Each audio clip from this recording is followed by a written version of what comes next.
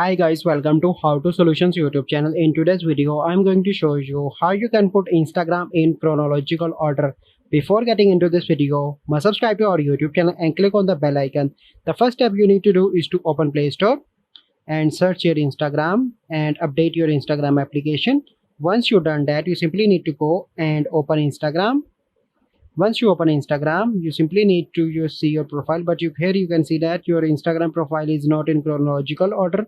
So how you can change that? You simply need to click on Instagram, and here you need to click on following, and here you can see that the post of 26 minutes ago, 31 minutes ago, 36 minutes ago, 39 minutes ago, 2 hours ago, and 3 hours ago. So now you can see that your Instagram profile is in chronological order. So this is a process by which you can put Instagram profile in chronological order. I hope you find this video helpful. If you find this video helpful, must like this video, subscribe to our YouTube channel for future videos. We'll see you in the next video.